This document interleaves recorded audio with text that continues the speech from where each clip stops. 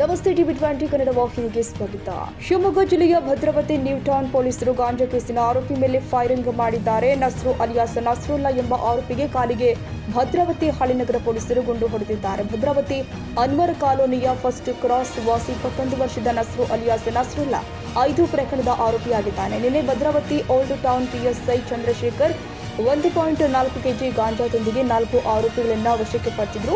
ಈ ಪೈಕಿ ನಸ್ರು ಪರಾರಿಯಾಗಿದ್ದ. ಇಂದು ಬೆಳಿಗ್ಗೆ ಪಿಎಸ್ಐ ತಂಡ ನಸ್ರುನನ್ನ ಹಿಡಿಯಲು ಹೋದಾಗ ನಸ್ರು ದೇಶೀಯ ನಿರ್ಮಿತ ಪಿಸ್ತೂಲ್ ಮತ್ತು ಚಾಕುವಿನಿಂದ ಪೊಲೀಸರ ಮೇಲೆ ದಾಳಿಗೆ ಮಾಡಲು ಯತ್ನಿಸಿದ್ದಾನೆ. ಈ ವೇಳೆ ಪಿಎಸ್ಐ ಚಂದ್ರಶೇಖರ್ ನಸ್ರು ಕಾಲಿಗೆ ಗುಂಡು ಹೊಡೆದು ಬಂಧಿಸಿದ್ದಾರೆ. ಇನ್ನು ಗಾಯಾಳು ಆರೋಪಿಯನ್ನ ಮೆಗ್ಗಾನ್ ಆಸ್ಪತ್ರೆಗೆ ದಾಖಲು ಮಾಡಲಾಗಿದೆ.